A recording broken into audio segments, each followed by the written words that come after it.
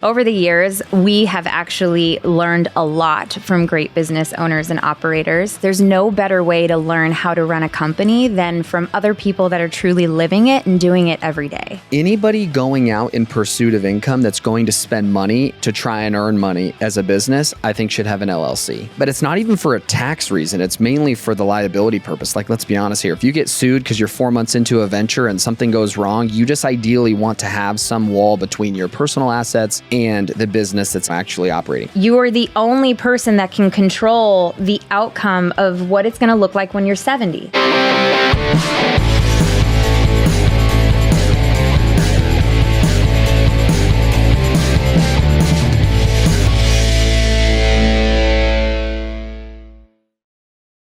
All right, what's happening? This is Austin from Maverick Supply Co. Today we're here in the warehouse hanging out with two highly intelligent some of my peoples. One happens to be my wife. She's a finance. Hi. Can I call you an expert? Megan Comfort. Semi. And Matt Bontrager, the tax man. Do they call you that in the streets or what? No? Yeah. Yeah. I don't know. No good nicknames. No good nicknames. It might now. I never got a cool tattoo Hey, you nickname. said you got noticed at UNLV. They're like, you're the tax guy. I have, yes. Yeah. So, yes. Yeah. The tax guy usually is something like that. Yeah. The guy online that talks taxes. Yeah. So we're going to get down to it today. We're going to just kind of basically break down some structures for you as a tattooer to help you out understand business structures, taxes, all the fun stuff that we as artists most likely and generally don't like. So let's try to make it fun and have a good time. Megan, my beautiful wife, do you want to tell us a little bit about yourself? I like being on your podcast. You say nice things in front of me. Like, this is cool.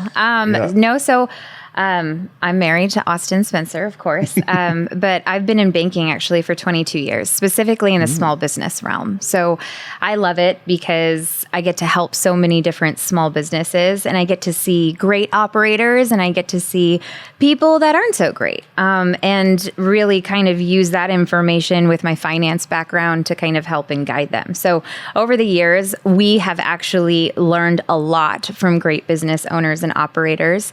I myself have a podcast called Through the Door, The Insider's Perspective on Running a Business. And it's specifically about that. It's about learning from other entrepreneurs. There's no better way to learn how to run a company than from other people that are truly living it and doing it every day. So that's kind of a little bit about my background. I specialize in small business finance. So that's the government guaranteed style lending. It's called SBA financing. And then really just any small business type financing, which is one of the reasons why I've met Matt, and we share the same mission, which is trying to get clean books for every small business. Hopefully, you guys will help champion that, our endeavor. But yeah, Matt, go ahead. My name's Matt Bontrager. I'm a CPA. Let me see. I'm 33 and I've been in practice now in tax and accounting I graduated school in 2014. I feel like I'm one of the 10 that was born and raised in Vegas, and I'm still here. I feel like everybody's leaving the heat, which I would say I'm probably ready to too. These summers have been brutal. But I tried to play college baseball, thought I'd be a pro baseball player, and that obviously did not work. And then I stuck in school, stayed with accounting, and now I really love the profession because I think it's the language of business, and you start to realize that even though I'm new to running a business, I've ran my firm for 5 years, is you start to learn some of these basic principles that are so easy to understand. But when you meet a business owner that's been running a business for 10 to 20 years, they just never took the time to understand that stuff. And so once they do, they obviously take off and are at a different level. So I, like Megan, share this goal of helping small business owners, more so from a tax perspective now, helping them save money on their taxes. But I started off before tax in accounting. And, when you're a grad student or, an accounting student, they make you pick between audit and tax. I started in audit, realized that you're kind of the bad guy in audit. Yeah. And then when I moved to tax, I'm like, oh, everybody loves you as the tax guy because you're there to save them money. So now I'm in tax. But yeah. I do love that you have an audit background. Yeah. I think it's made me a better tax person. Yes, it teaches you a lot about things you see that people maybe do wrong, or like problems that it's like, oh, well, that's what happened. And that's kind of how it started them down this path. Yeah, you understand how to look at stuff from more of like a, less than a surface level, really dive deep and see what's going on in a business. So I like it from that perspective, that it's really helped me become a better accountant. But yeah, tax is where you're everybody's boy when you do tax. because you're there to save the money. So, but yeah, I run a firm called True Books, and we've been doing this for 5 years. Quit my job in 2019. I had my son was 6 months old at the time, so I was pretty scared. But the longest position I've ever had is my own firm. If you look at my LinkedIn, every year and a half, Matt's bouncing. Matt's going somewhere else. Yeah. But now for the last 5 years, I've ran my own thing. So. I think like one of the key important things you just mentioned was that you're a CPA, which is certified public accountant. Yep. And growing up in tattooing, I always had everybody always just telling me that their friends doing their taxes are these random people. And like the CPA is a very important part, right? Yeah. Of what you do. And that's different than an accountant. It's different than your aunt who does books. Yes. Is there any important thing that you want to like share with us of like why we should specifically go to a CPA versus anybody under or? Yeah, I really think it's the licensing. So specifically, right, it's a license that I hold. It means I had to go to school for so long. It means I had to take certain tests. There's another designation called an EA, which is an enrolled agent. That's issued by the IRS. And I think the importance of working with somebody that has credentials, it just shows that they're sort of married to the profession, right? Yeah. Like I'm here and I've tried to earn the degree or the status at the highest level. So it shows that I'm there as a professional to help you. What I will say though, where I love to hear, oh, my aunt does this or my sister does this is bookkeeping. Because I think that I want to solve bad bookkeeping like it's world hunger. That's what me and Megan really share is these business owners just have no clue how bad things are until they get somebody in there that does a good job. And so, but it's very common though to have your stay-at-home mom or someone's sister, someone's cousin, brother to run the books from home. And I think that can be done. But when it comes to doing your taxes and tax planning, I think you need somebody licensed so that you know you're getting a good job done. And your license basically holds you, you're liable for doing it legally. Yes, I'm under a governing body. Well, and you have to represent them typically in the form of an audit. But it's the continuing education that I think is important with the CPA. Like every year you're doing hours because you're learning, because tax laws change quite frequently sometimes. And there's benefits and advantages and things that you want to be able to take advantage of. A CPA is required to make sure that they're actually fulfilling those educational hours so that they continue to be up to speed on the latest and greatest things that are obviously going to help their clients. So if you aren't working with someone like that, or you are just kind of dumping like prepared books by someone who doesn't understand finance on the desk of a CPA or an accountant and saying like file, you will be very upset over sometimes the outcome or things that might come out of it, right? Just because of the sheer fact that they haven't helped you do the bookkeeping properly. They can't do it quickly. They have to actually ask you a lot of questions. So it's a lot more work on your end. You don't necessarily have time to do it. That's typically what I see is that people are like, I don't have time to file my taxes or do this. I'm just going to do an extension. And then they're in the same boat come September, because they haven't actually like made it part of their business practice, if you will, to make sure that you're doing it. They're about 6 months behind in that scenario that you said where, hey, I'm just going to extend my taxes. So that means, okay, you bought yourself 6 months. Come September, October, you should already be talking about the upcoming year. But they're already dealing with or still dealing with the prior year. So it is that shift of, hey, I need to get off of the extension, make sure that come November, December, I'm working on my business, getting the numbers together. And that's one of the things that we've chatted a lot about is it's going to cost the business much more money and time and headache if they wait. And so but that's the problem is when I go to somebody and I'm like, hey, I'll do your bookkeeping, but it's like $450 a month, $750 a month, $900 a month. They're like, oh man, that's a lot of money. But I'm like, I get it. It's, let's call it $5, $6, $7, $8 a year. But when you look at it in the long run, it come December and January when they're like, hey, it's tax time, you're going to be in a panic and it's going to cost you more money. Well, and not only that, if you're not doing, like we always set aside time. I try to talk to him about it and he just kind of glazes over a little bit. You're the operator. He cares. He's the operator. Yeah, he truly cares. I still tell him, and I don't like to be late on shit. This is what is happening. What do you think? And he's like, what do you think? And I'm like, but I asked you first. Uno reverse. Yeah, tell me. But it is interesting when, like for tax planning, people don't even think you need runway to really make a difference on what your tax obligation would be. So if you're talking about it like during the holidays when everyone is busy with holiday stuff, even you, and you're like, oh my God, now I have less than 30 days to figure out how to make sure that my tax obligation isn't going to be massive and what, avenues I have and how to fix that.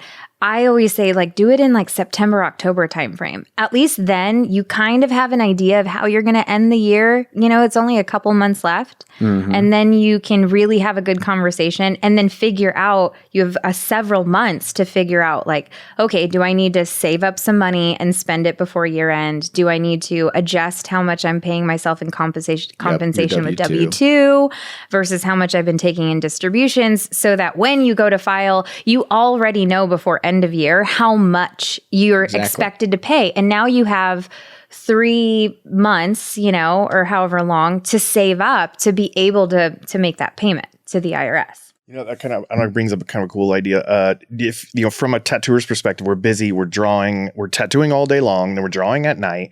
Is there an idea of kind of like a schedule or something that we could maybe try to apply to allot time once a week, that we gather all our receipts or anything like that? I don't, my thing is quarterly, because we run our businesses, together, and I have a CPA that does everything. Obviously, you know who my CPA is, even though I forgot who that I is. love you. Yeah. Cool, but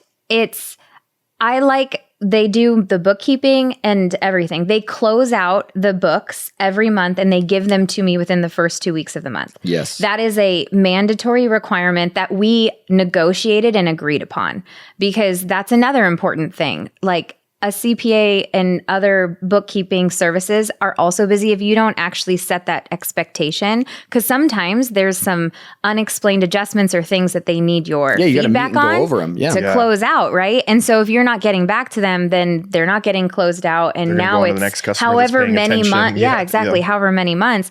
So that is always, so I know first week of the month, I'm looking for an email from the bookkeeper, because I'm like, okay, they're going to be asking me at least a handful of transactions. And I already kind of know what they are, right? Because I'm also looking at our bank accounts and everything we spend our money on like a fine tooth comb, which. And when you're saying transactions, like where, like this charge on the credit card goes into what, 5? It's that simple. Yeah. I mean, sometimes Austin does use a wrong card. And in my defense, I have 8 blue credit cards in my wallet. Co-mingler is what we call it. It's on accident. He's a co-mingler. He's like, look at these cards. They're all blue. And I'm like, you're right. That is actually, I'm like, they are all, why do they make them all blue? Like, I don't know. Literally every single card in our fucking wallet. I wish we could. But that's a good point. I should tape them. No, we should. I can just put tape. Get a Cricut and put a label tattoo around it. You gave me a great idea. I'm like, use the green one. I'll just have a little green tape on it. Yeah. All right, I'm going to do that now. But just as you said, though, see, I don't even think it's a frequency of weekly, because you're right. I wonder what quarter, specifically tattoo artists are more busy and things like that. But it is a monthly thing. We do the same thing with our clients. By the 10th of every month, we want to give them the following month's financials. And every month around the 2nd to the 6th, we're like, all right, here's 6 transactions of like, what did you pay John $4,000 for? And we, they tell us and we categorize it. And then I think the action item is reviewing that set of financials that comes to them, because the worst part is if you don't get back to them on those items, like I always tell clients, is like, hey, if you didn't get your financials, it's your fault. We're likely waiting on you for something, because my team has bugged you to get what we need.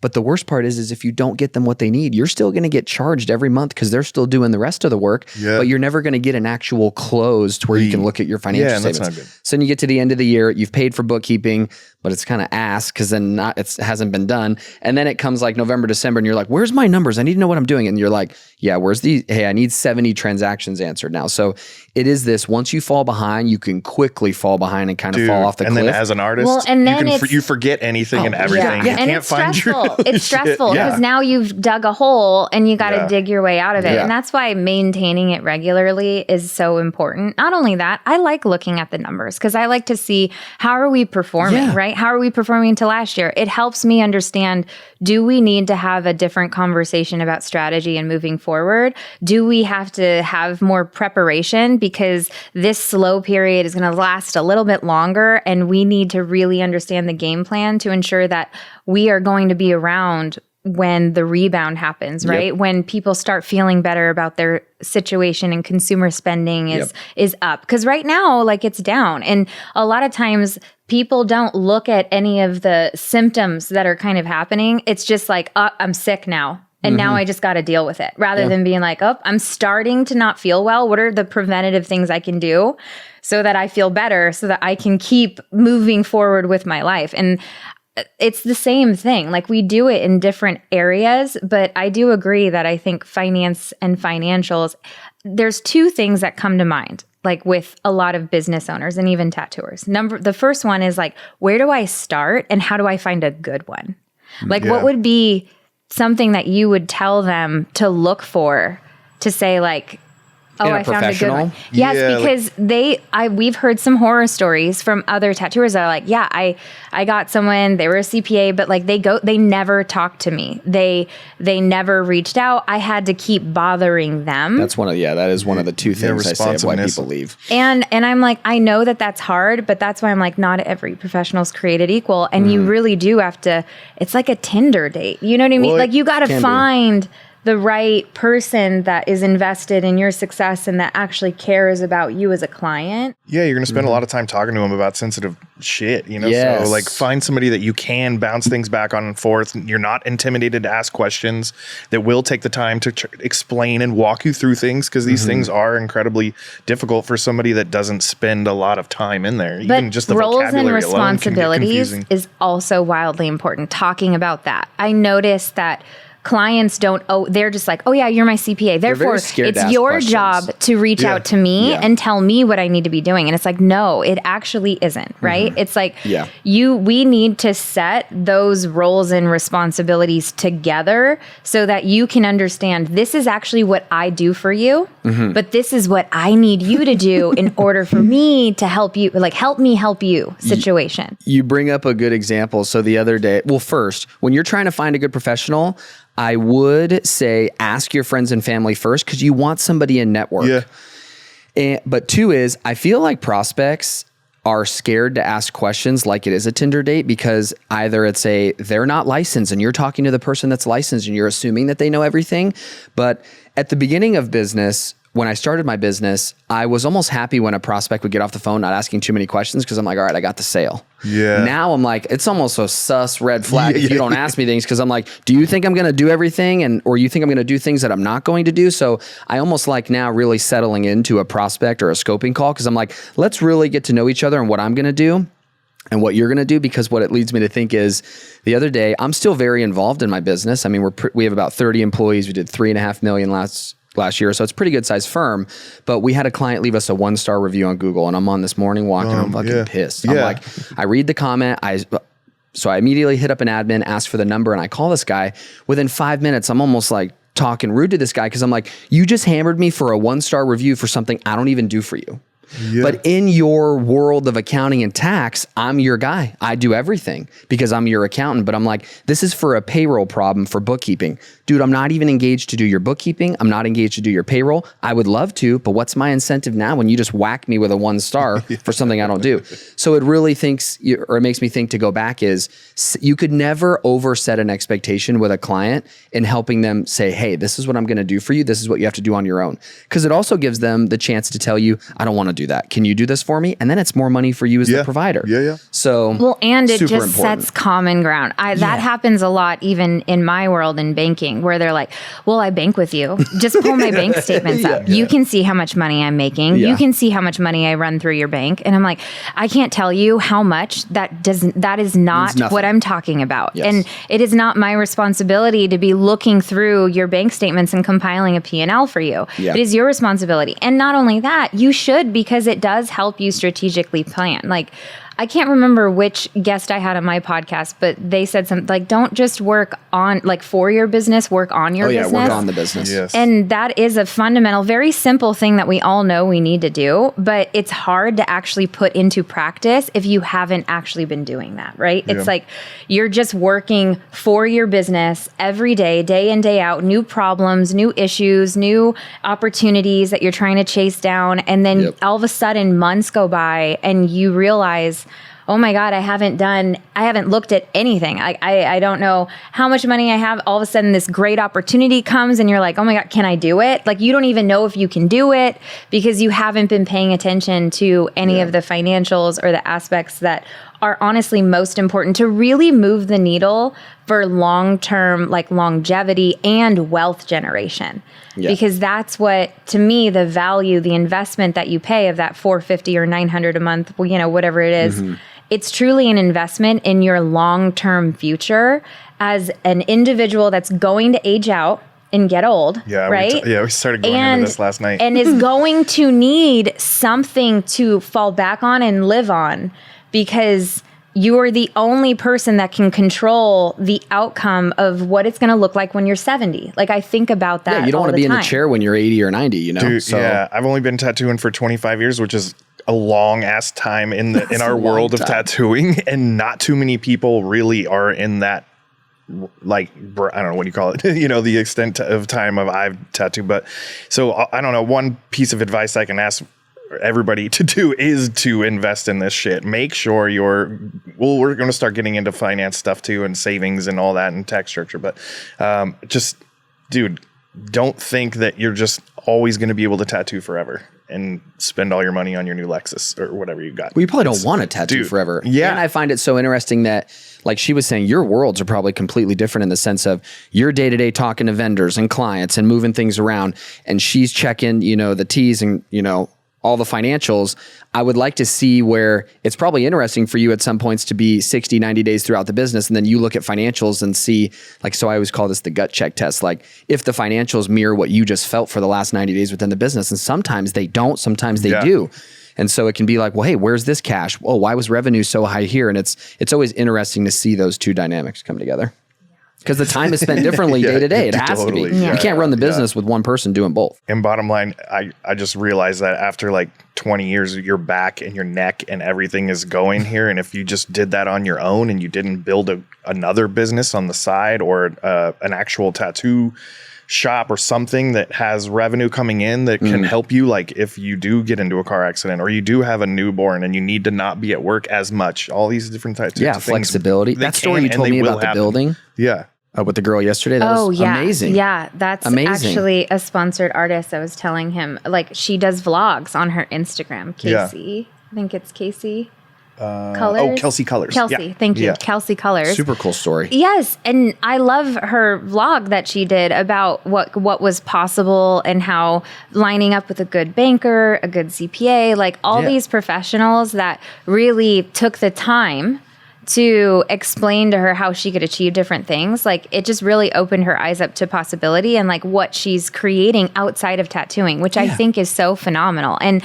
that isn't a unique story to her. That's something that many people can do, but you do have to, you have to be looking forward. That's why I love finance so much. So I tried to go into accounting, but accounting was not my world. I didn't like looking back, right? I like, it's nice to look back and understand. And I do agree it's completely the language of business, but me, I'm a forward thinker. Yeah. I like looking at the future and doing pro formas and projections and being like, is this possible? Is this feasible? Is it achievable? Like, what tests and things do we need to do to understand the market? And that's how we approach every business we start before we start it.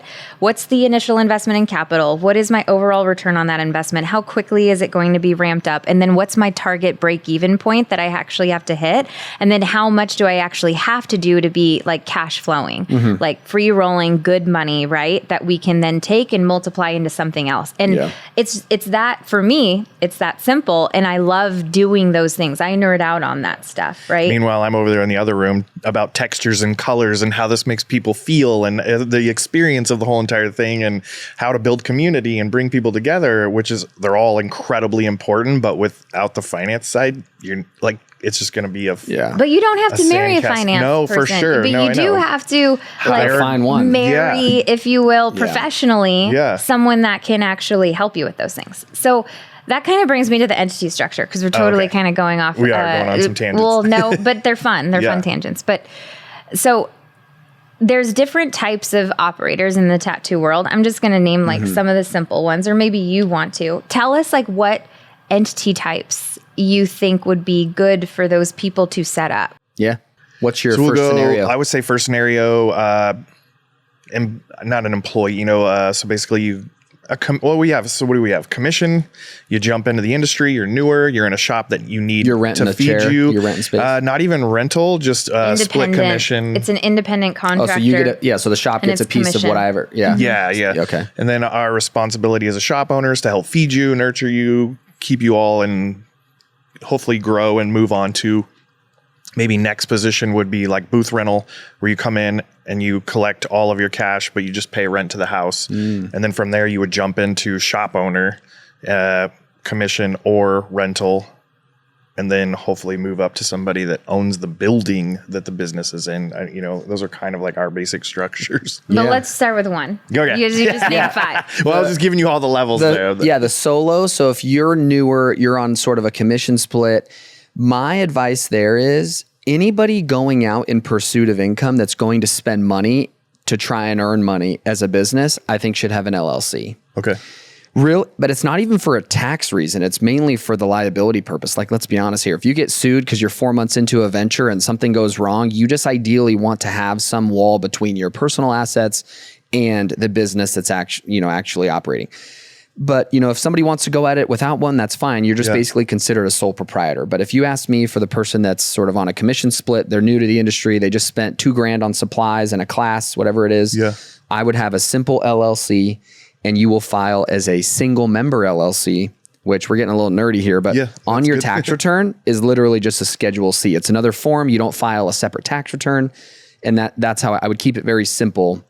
The sole proprietor would be just based on it's your like social you security acting as your number. you acting as your which opens individual you self. up to liability. Liability. Let's talk about that a little bit, because I do see a lot of people do single member LLCs and they put it on there. So it's basically almost looks like a sole proprietor. It does. But the top of the form literally says but it sole is proprietor. actually an entity. How do you ensure that you actually create a protection of liability there? Like, I'm speaking about commingling, because that's the common mistake that I see. That's where people go wrong and literally take a gun, shoot yourself in the big toe.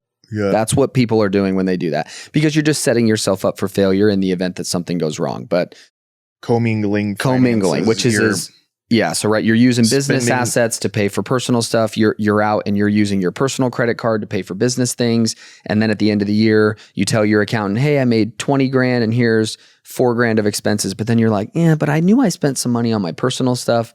Me as the accountant's going to roll my eyes and say, "Okay, go find it and then bring it back to me." But also, like you, let's say you get sued. Like, this is how we go down the path of bad. Yeah, you get sued. Someone catches on that you're commingling, or it's the first thing that they'll probably try to attack, because you're a small, unorganized business, is, hey, if they can prove that you're really using your personal piggy bank to fund this business, or the business's bank to really fund your personal life, and there's no delineation, then you can potentially lose the protection of what that LLC was even there to do. Yeah. So then they are suing you. Sense of security. Yeah, it is. A lot of people do it. They're like, "Oh, I have an LLC." But then they don't follow the rules of separating. Yeah. Which would mean 2 completely separate accounts. You pay out of one account. Yeah, or they pay everything out of their personal account and they just transfer. You said that, yes. From their business into their personal, and then they're like, "Oh, but you can't do that." Like, because then that protection goes away. Yeah. Here's exactly what I would do. You'd get an LLC in the state that you're in, and then you'd get an EIN, which is an employer identification number. The joke is when like people come to me and they're like, "Hey, I just got my EIN. I paid $100. I'm like, "You got scammed," because that shit is free. You don't have to pay anybody to get an EIN. Okay. You go straight to the IRS website. You get it. So that's where you get your LLC, your EIN. Then you go get a bank account. The bank is going to ask for those 2 documents, your EIN and your LLC paperwork.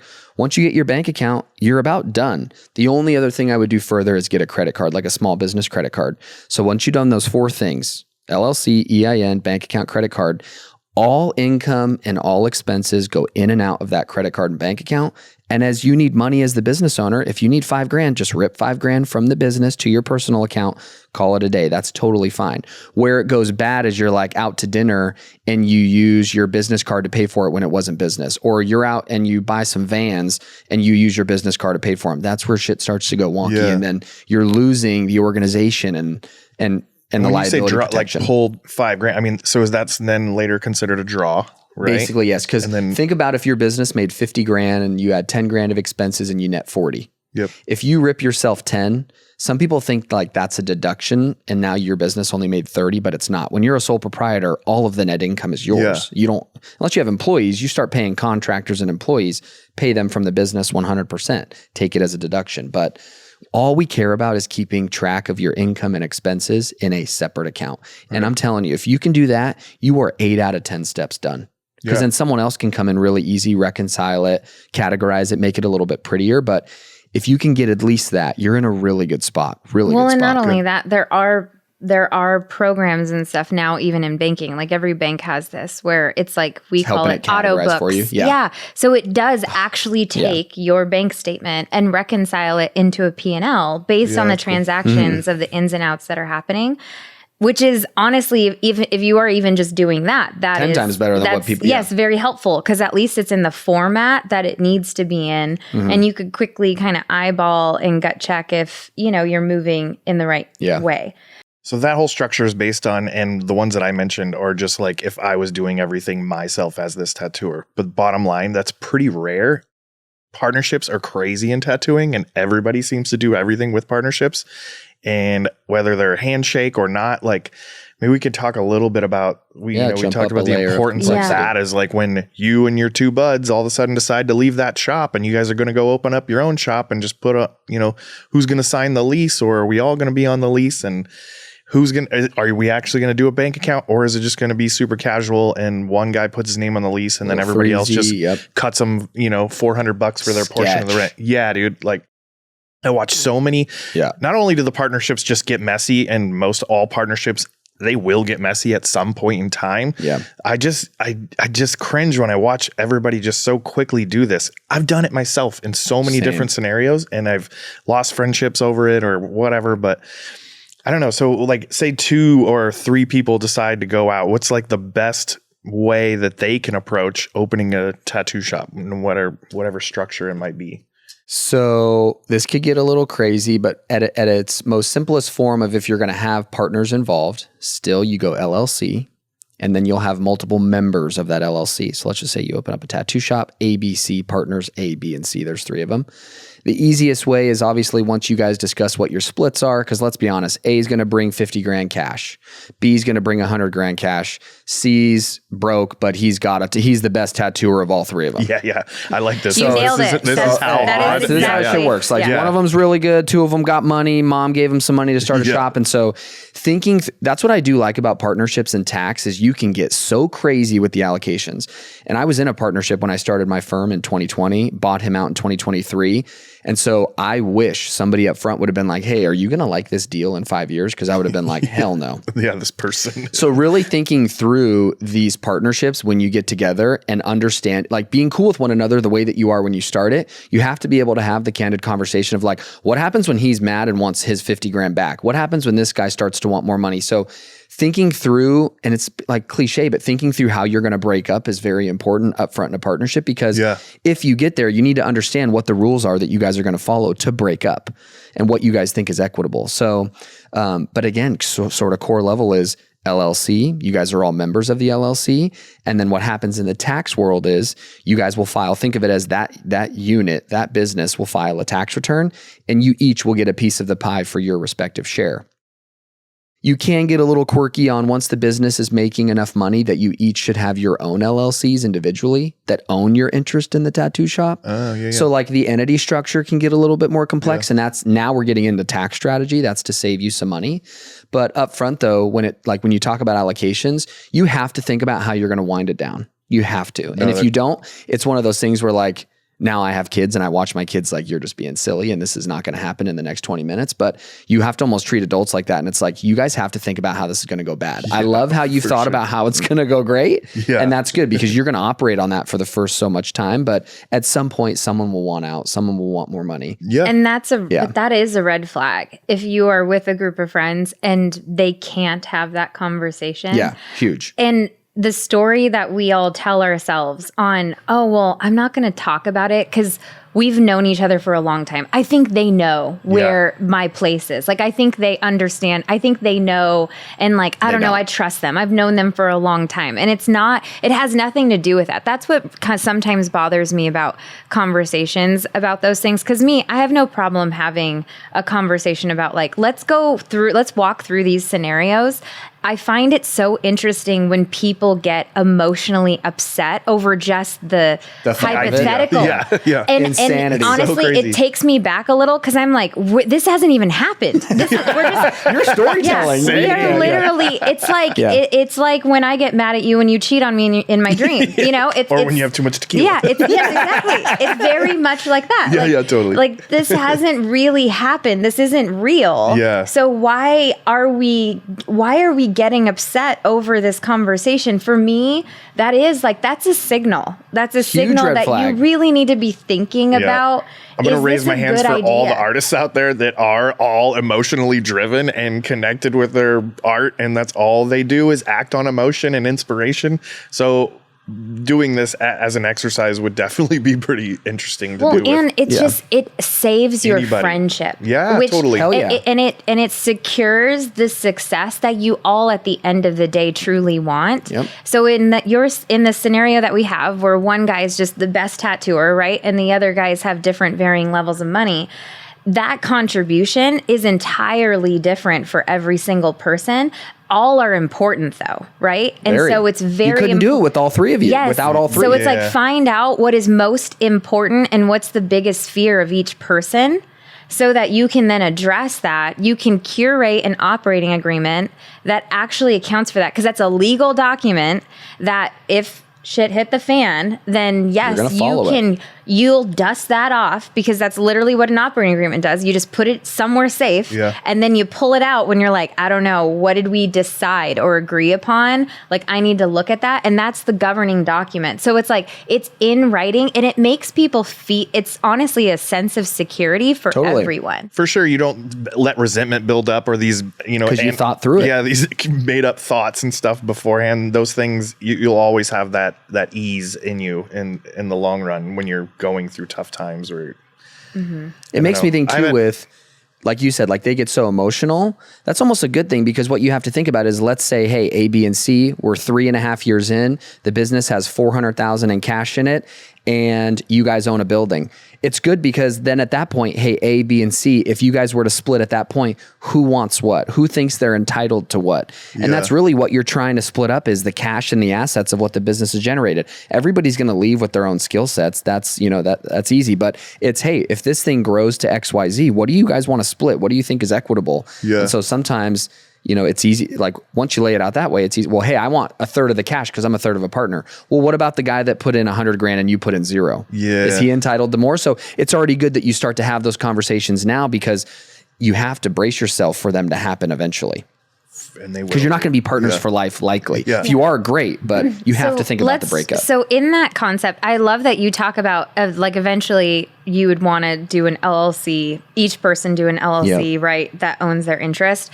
And I love that concept just because so many professionals actually do that. Like attorneys that get together, they do that. Doctors that get together, they do that. Yeah, other professionals. And tattooing is a profession. You guys are all professionals.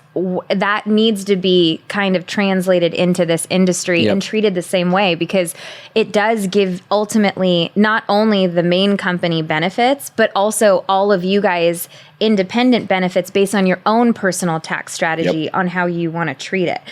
That's why all of these investments of spending the money to create entities and make sure that you have that separation and you invest in a CPA, I say investment and not just a cost, right? That means nothing because it truly is an investment into securing a future long-term for yourself and your family. Yeah. So when we talk about those scenarios, tell us the difference between, because even with an LLC, there's different designations, right? There isn't an LLC tax return. It's There's 4 of them. Yep. Can you go through those and what is the optimal for a partnership when you know that their contribution to the business is going to be different? Yep. Yeah. So, because it is very similar, right? As far as professionals, you guys are out, you're earning a fee for services being done. We're all in the service-based business.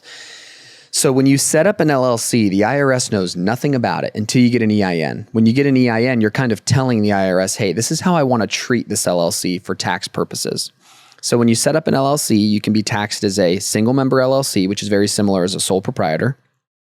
You can be taxed as an S corporation, which is what most tattooers are going to want to do, even if they're commissioned, you've started to rent a booth. But the break even here for an S corp is once your business starts to net about 50 grand, you'd want to talk to somebody about like, hey, I've heard this term. I think this would apply to me. And that's an S corporation. Then you can be taxed as a partnership, or you can be taxed as a C corp. So this is where LLC is just the legal entity that you are setting up. Okay. You ultimately have to tell the IRS kind of what badge you want your LLC to use. And so most of the time for service-based businesses, you're going to start as an LLC, single member. Really, you're just like a chameleon. It goes on your personal tax return. Once you start to make some money, no matter what your pay compensation is, like let's say your booth versus commission is, once you hit that 50 grand threshold, you want to talk about being an S corp. And that's when you would file a separate tax return. You'd start to pay yourself payroll. That's when you're sort of leveling up in the sense of there's some logistical things that you have to sit down and talk to with your accountant, because if you don't, you're just going to be ultimately mad at the accountant because you're going to be confused later. So it's like, know that you're going into class and you're going to spend 3 hours of a good conversation, and you're probably going to forget it in 28 days, and that's fine. But at least you got it out of your system to understand at that point what it is now you're moving into. Because as you know, business gets more complex. And so I think, right, again, I point to you from your side of you're the creative, you're the operator. That's kind of what I was when I started this business. Now I'm back to this sort of overlord of looking at the financials and how the pieces are moving because someone has to sit in that role. But it's good because, hey, have the enthusiasm and go into the business and look at everything that you need to run it. But you need to be able to step aside and take 5-10 hours to be like, okay, my business hat's on now. What do I need to do? And what do I need to do best to set myself up for the next 10, 20, 30 years? Yeah. So, but an S corp in my mind, and I would want you to correct me if this is wrong. S corps are really good for like a 100% individual owner. I wouldn't go into a deal with multiple people on an S corp. Because, and can you explain the important factor with that and why, if you're going in with multiple people, that really should be set up like a partnership? Yep. The main reason. So let's just take my business. My business was a 5149. And let's just say, so if you're a 5149, 6040, if you are an S corporation, which is technically a corporation. 5149, the ownership breakdown? Exactly. Was the ownership breakdown? I'm sorry. Yes, No, yes, exactly. So let's just say ownership breakdown is 5149 or 6040. They think it's a tax form. Yeah, What is the 5149? I knew what you were talking about, but I didn't want to. You guys are so slick with your terminology. Sorry. Technically, with an S corp, you have to follow those ownership percentages. So if we're 60-40 and we distribute $100, 40 has to come to the 40%, 60 has to come to the 60. Even though you guys probably talked about some deal where he's going to put in 50. And so, hey, when we take our first 10 grand, he's going to get his, portion back. And so you can't do that with an S corp. You have to follow what the ownership percentages are. Partnerships, like I said, are literally the Wild West, where we can have this thing owned 99% and 1%, but yet when we distribute the first 50 grand worth of cash, it can go 25-25. Wow. So you have a lot more flexibility and, in your sense, creativeness to make this deal work from a partnership perspective, which is an LLC taxed as a partnership.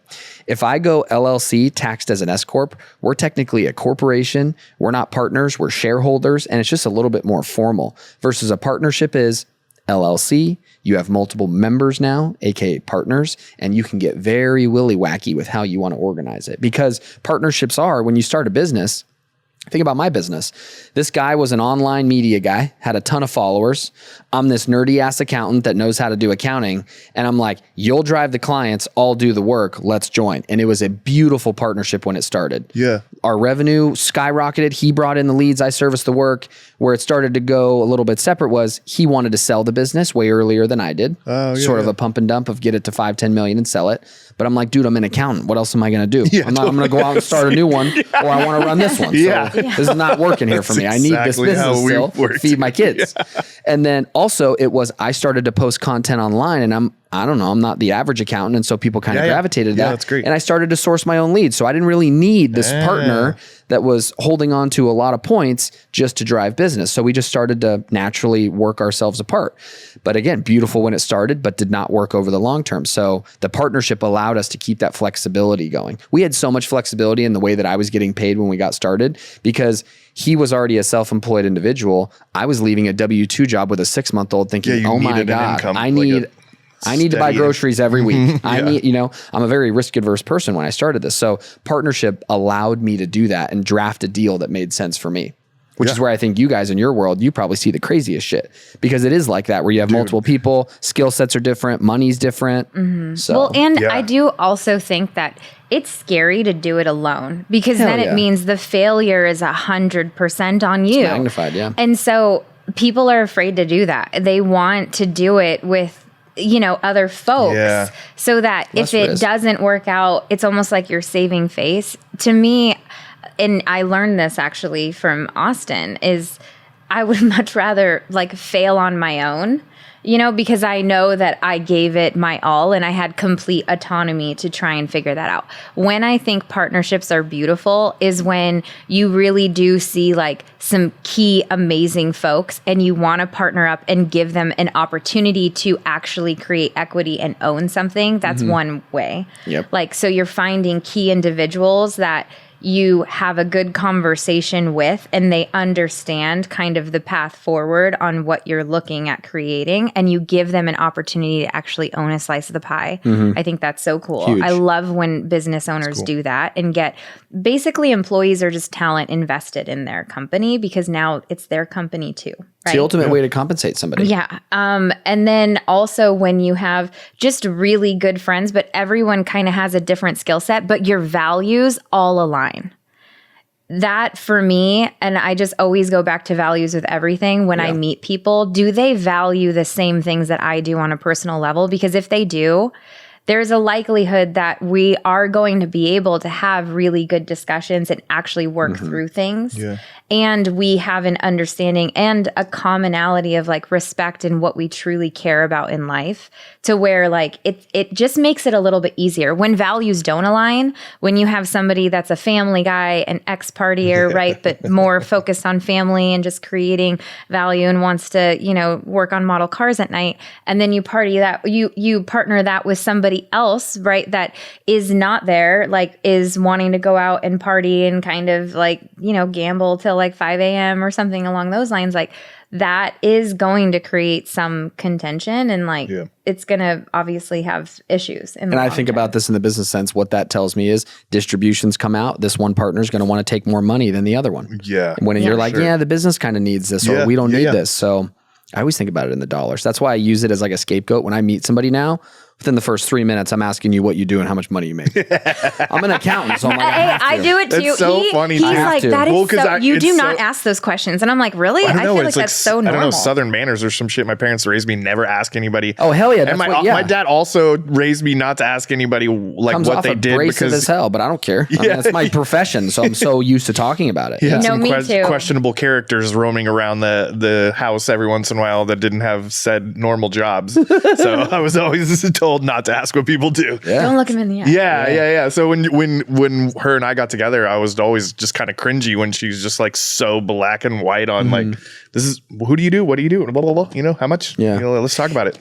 It's nice though, because you can almost see the people that are really comfortable in talking about it, I would say are a little bit, I want to say better off in the sense of it's not so taboo to talk about. So they're used to it. They're facing it more because how often do you see a small business owner or let's just say a new tattooer that's a little bit too scared to check their bank account and where the money's going? Cause they're just I'm just riding this high here. I just made $5,000 in the last 2 weeks, but I know that buys me the next 45 days. And so they're kind of sometimes worried to look at it versus the person that's very open about it is comfortable because they feel like they've assessed the situation versus other people are just flying by letting the receipts shoot out the back.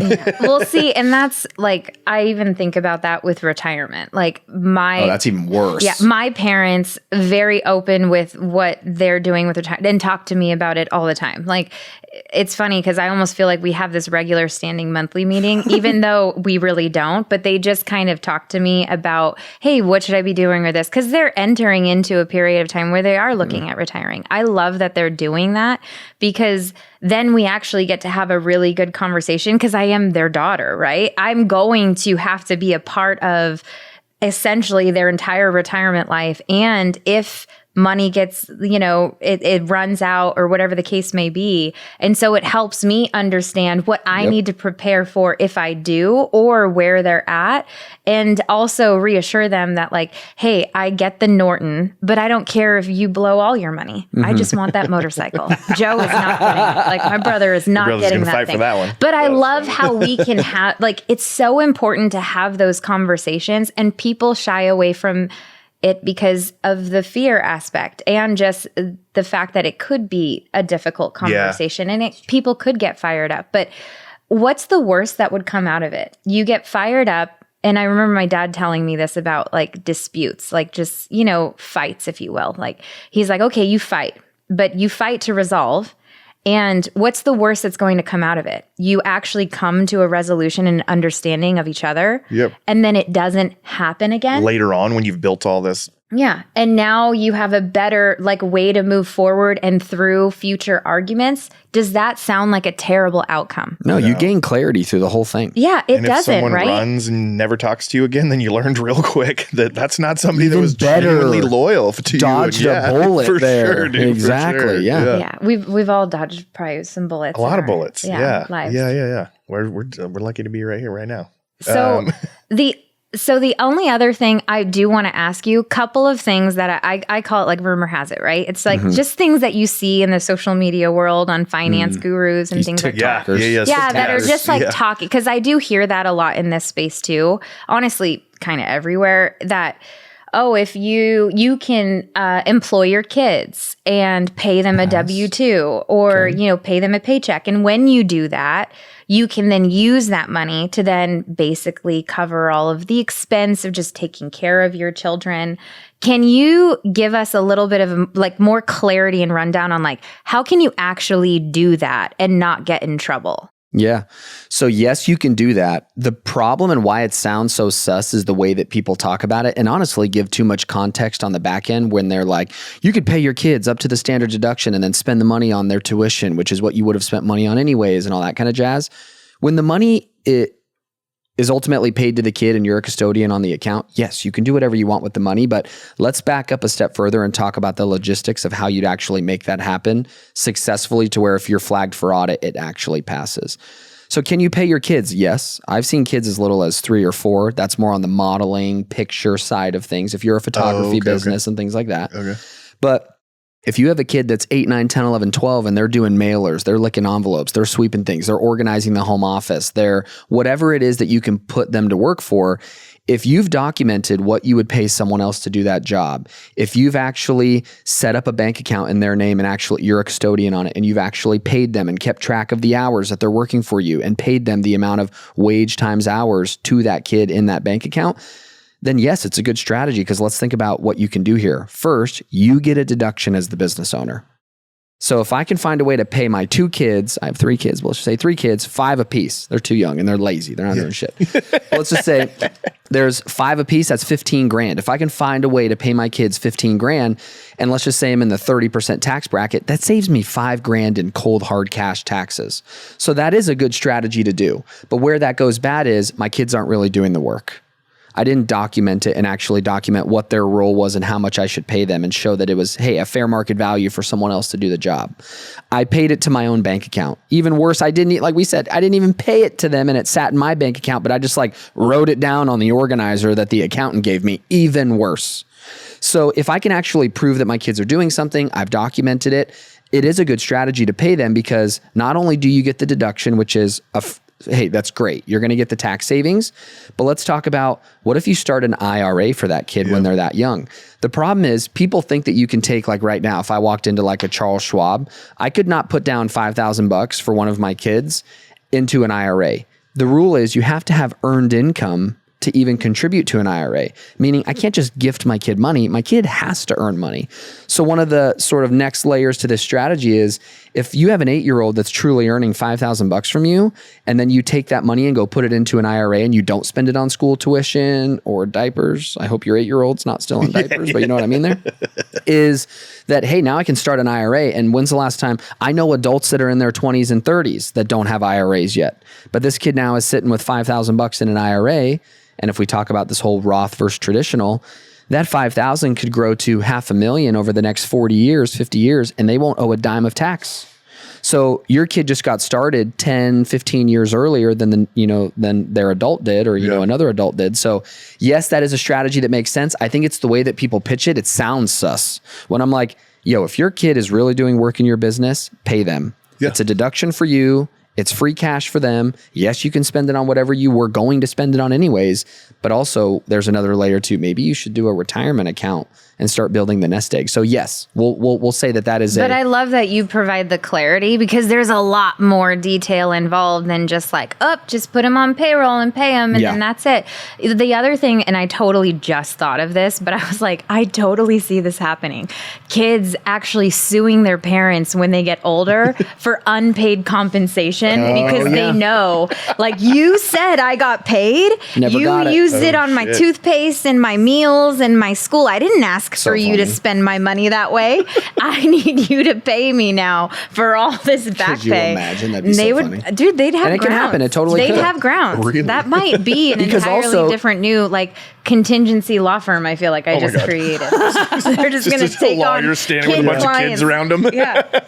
Yeah. Because you could trigger a tax filing requirement for the kid and like ultimately have them owe penalties and things like that if you're not watching how much you're paying them and sort of stuff like that. So yeah, that could hurt the kid. Another like rumor, or I wouldn't say rumor, but this is the classic problem that I see with a lot of tattooers is they want to avoid paying taxes. They just don't want to pay taxes at all. The like, shoebox at cash any kind level. of stuff. Yeah. So tell us a little bit about how, that thought process and why you should probably try to avoid that and really kind of ensure that you are just showing a level of income and yes, paying a certain level of tax. And then that kind of mirrors into why I feel it's so important, which is it can actually afford you the ability to then acquire It's your borrowing power, real assets. Yeah. We called this the Borrowing power. YOLOers yesterday, didn't we? Yeah. Yes. Yeah. So my brain tells me this. If you're somebody that's just completely trying to fly under the radar, you, have to watch out for a 1099K, which is, let's say you use Stripe to collect payments. If you ultimately collect cash through that, which let's be honest, is going to go to your bank account, you can go to an ATM, you can go write checks from it, you can still spend the cash and not report it on your taxes. But the problem there is if you get a 1099 issued to you, that is literally someone telling the IRS, hey, we just paid John 10 grand for services. So if, John now doesn't go off and file his tax return, he can easily get selected for audit because the documentation trail screwed him. But let's take it a step further of John doesn't want to pay taxes and he's mainly all cash and he keeps a shoebox full of receipts and a wad in his pocket. What's going to happen is, hey, you're on the honor system, so the IRS may not figure it out, but that's where you get into these legalities of like, hey, John, are you a real adult here? Because you want to go buy a home? Good luck, pal. Yeah. You want to go buy a car? Good luck. You're going to have to go to the used lot and hopefully get one for $5 or $6 grand cash kind of thing.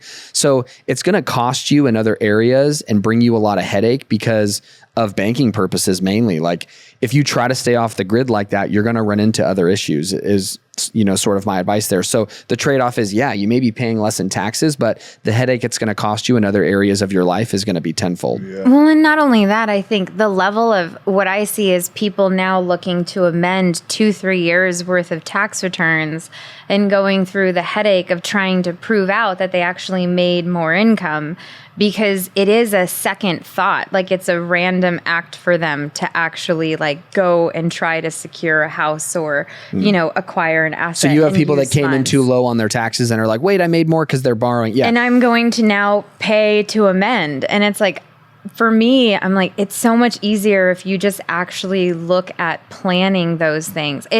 I know that planning can sometimes be a challenge, and this is the ultimate differentiator that I see with extremely successful people. They have the discipline and the consistency to endure and actually like move forward on long-term like goals and ultimately have this discipline regularly. Even if they don't have an investment that they want to make immediately, they know that they're always prepared and securing funds for a potential investment to be deployed should one come up. So at the very least, if you don't have a long-term goal, like think about that and have that in mind when you are actually working on your business or setting aside money. You're setting aside money for a potential future outcome, and you are actually accounting for that in your financials, right? To show that if you do need to borrow funds, because there's so many things that come out of it that is a positive. You get cheaper interest rates, you are a more viable like borrowing person, so you get better structures, you get lower fees, like you get to actually negotiate better terms because you know that you're a viable candidate and you can go to the potentially best possible offer for you. There's so many positives. Like I can't think of one like negative aspect of it other than in the meantime, until that day comes where you actually need to leverage, right? Borrow money for something that you really want. You do have to pay a little bit of taxes to show that you are making the money. That is, to me, the really only downside to it. But is that really a downside? It's kind of the cost of being able to secure ultimately a financial future for yourself. And like a foundation, like I think about the cost of living here in Las Vegas and how much it's risen since 2019 and how many more people are migrating here. People are being priced out of being able to purchase homes, and they're waiting for this fallout, right? They're waiting for that 2009 recession to happen to where houses were like 80 grand and I'm just going to pick up that isn't coming. Like that's not likely to occur again. And so you have to be working towards something, and actually if you are going to be here, like secure that. Otherwise, you're just falling prey to whatever your landlord needs to charge you. And now all of a sudden, like your costs are going up and you have zero control over it. I personally paid rent on a tattoo shop for over 22 years now. How many more people do you think if they took more time planning and just organizing their finances probably would be in a position to buy the building that they've just been working in versus they're like, I can't find a way around it. And it's like, well, you just need to focus a little bit more, like you said, finance-wise on the future. Well, and with buying assets, there are tax deductions. There are other benefits. There are you other won't pay tax potentially for 2 or 3 years if you buy a building just because of the way that the tax savings would fall out. But that's a big misconception too, is that, you know, people are paying zero in taxes through their 20s and 30s when in reality, that's someone's earning period. That's when you're starting your business and you should be paying the most amount of taxes.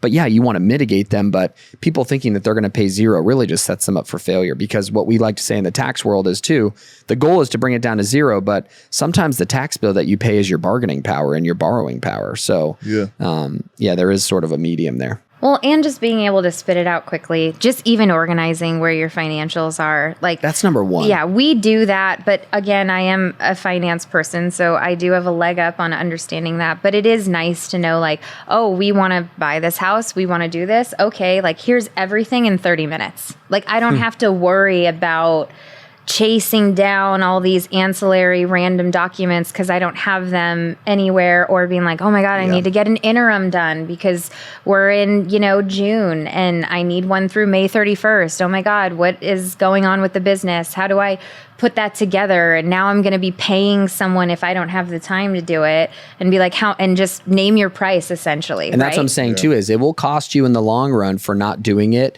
at some sort of frequency. Because I tell people, if you come to me and your tax return's $800, hey Jim, $800, great. 2 months later, you come back to me with messy financials. Hey Jim, it's $1,300. Because I don't want to. I was going to charge you to do your tax return. I was not going to charge you to do your bookkeeping. If I'd be glad to. Yeah. But now he wants. I want to charge you more because you don't have your information prepared. So that's where I try to tell people is like, it's more of an investment to pay a professional, because you're going to ultimately pay it at some point in time. Yeah. And you're going to get it cheaper for getting it up front as far as an engagement goes. But if you come to somebody late, If you're like, well, hey, great. No worries. It was 800. Now it's going to be 1200, but now I need it in a week. Okay. It's 1700. Yeah. Yeah. It just keeps racking because you're pushing the pressure to other sources other than yourself because you weren't doing the planning and taking the 2 hours a month it took for the last year. I've had so many coworkers and peers like avoid taxes at all costs and then just start watching them when the IRS finally does catch on and they start coming after their ass. Dude, that is not someone you want after you. Do you think what do you think the main reason is that they operate like that? Is it a type of person, like it is truly the creative, or is it a money thing that they don't want to pay for the service? I think it was an industry standard. Back in the day, it was a very cash-based business and a very like underground kind of business that it wasn't on TV. It wasn't people weren't. Yeah, that's true. It wasn't in the limelight, so it was this kind of fun little small business that you could run and make a shit ton of cash under the table, and everybody was paying cash. But then, as time goes on, more people pay less cash. And then more people are providing the service. It's just getting a lot more professionalized and certain. How long do you guys got today to hang out? A little bit longer? About 15. We're about 15 out. But I guess so. I mean, I don't know if you want to close out with this, but what would be the starting point for any individual? Let's say they're like, you know what? I do need to work on these things. Like I do need to actually set myself up, stop avoiding it, stop ignoring it and having it on a to-do and just actually start focusing on this and getting it more into my routine.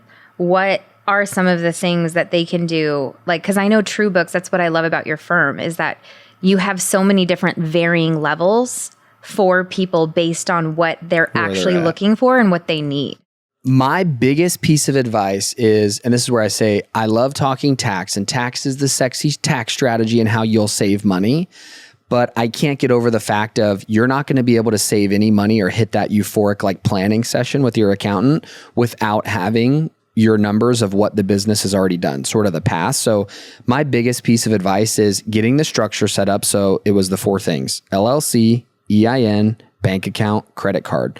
Once you have those things in order, which I mean, like asking you, at least 80% of the people got to be operating with a business bank account, you'd say, or are they still maybe? Well, now, like when we started insisting that everybody has their own license, their own insurance, and is paying their taxes, or you can't work here. So, because we have too much to invest in. Oh, at your shop, right? But I just mean overall, like let's just say in the industry, do you think the majority of people are there? I would say that's the standard now. At least 70-80% of people have a bank account, like a business account. They have at least a bank account, but they might be doing the commingling. Yeah. Then the only thing I would say for that person is once you have just that initial structure, stop commingling. So like, I know that's hard, but carry the cards that you need to. If you need to do it one-off, like once a quarter maybe, because you got caught with maybe the wrong card, that's fine.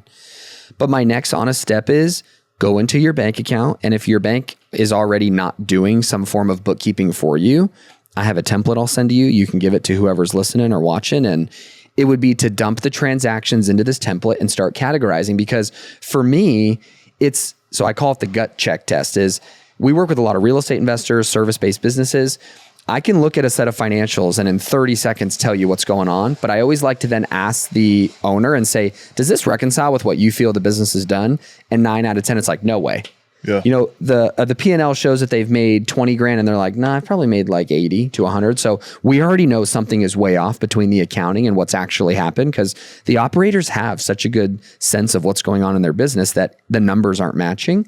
So I'd say that they need some form of template, get all the transactions out of their bank and get some layer of organization, which this template will help them do. Yeah, because if you're not going to go the template route, I always tell people, hire a bookkeeper. Go get QuickBooks, try QuickBooks yourself. But for me, they just need to get to this point where they're looking at a profit and loss for their business over, we're in June. So at least for the year or maybe for last year, that is the first step to really setting yourself up for doing things better in the future is honestly the first thing to do is what I'd tell people. Yeah, I love that. I'm excited about all this information. It's fun. It's really cool. Yeah, and that is very simple. It's very elementary, but it's like that's what you got to do. I love QuickBooks, but I don't do my own books. I don't have time to do them, but I do look at them, and I always run it to where I get to see every single month. as its that's own, even better. Yes. And the reason that I love to look at it that way is because it helps me understand which months were better than others, both on the revenue and the expense side. And then I line that up with my knowledge of like, what did we do in these months and why? And like, is that normal? And then I'll even go a step further and compare it to prior period. This is obviously like not expecting everybody to do this in the beginning, but these are the capabilities of what you could do. And doing that really helps you understand, how am I performing the last year? And you already know this as a business owner. It's slow, right? If it's slow, you already know that. You don't need the numbers to tell you that. But what you do need the numbers to help you with is, what can I get skinny on or slim down, or what is truly my break even every day, so that I know if I have $1,100 coming in the door, I'm able to pay everything and everyone, right? If I don't have $1,100 a day coming in, just, throwing out an arbitrary number, then I know that there's something else going on. I need to recalibrate and rethink about how I'm running this business and how I'm getting people through the door, because that's not sustainable. And if you don't have a lot of cash on the side to be able to float that, and even if you do, if you keep just throwing that money at it and you don't start trying to figure out how to recalibrate it, you're just dwindling down something that inevitably is going to run to zero, right? And you get to see your seasonality. Like, we're in the tax world, we're very seasonal. You look at our graph of revenue for the last 5 years, very big in March and April, dies in the summer, very big September, October. So looking at it month over month, you can easily see what the seasonality is of your business, when you're probably buying the most supplies. Like, do they usually bulk up and buy supplies like once a quarter, or do you find it where it's just like a rotating every month? It's kind of an emotional, it's like, it's spontaneous as hell. It should be. I think you definitely should be looking at everything you're using. And there's varying different. Some people do stock up, others buy as they go. So it really is kind of, and I mean, shops are also different. Some shops offer a certain level of base supplies that are offered to artists. So you'll have like a manager ordering in bulk, and then, and some or everybody's kind of frantically just trying to figure it out by Friday. It's interesting too, because the business owner always enjoys, from what I've seen, the first time they see financials, they like looking at their business in that light, because they're so used to running it day to day via text message and phone call and email, because that's what they're doing in the ops. But when they get to see the finances of their business, they like it because it's something new for them. Yeah, it's a whole new perspective. It's fun. It is a game when you start to. Someone told me this a long time ago when I was a teller, and I never truly understood it until I actually got to the point where I wasn't like broke and I was making money. But they said there is nothing more fun than seeing your savings grow. There's nothing more addictive and more fun than actually seeing cash grow in your bank account. And I never understood it ever. For years, I was like, okay, that's cool, Loretta. But but at the end of the day, now I realize, I'm like, oh my God, that's true. It's like, oh, could I get to this number? Could I get to that number? Now, with actually savings accounts and money markets paying a good, decent interest rate, you're like, what? I'm making a couple $100 a month as well with my money just sitting there doing nothing. Like, that's awesome. It's really cool to see something just continuously grow over time. And that becomes the addiction, rather than, nice things and a car and being able to just like show on Instagram all the cool things you're buying and all the trips you're taking.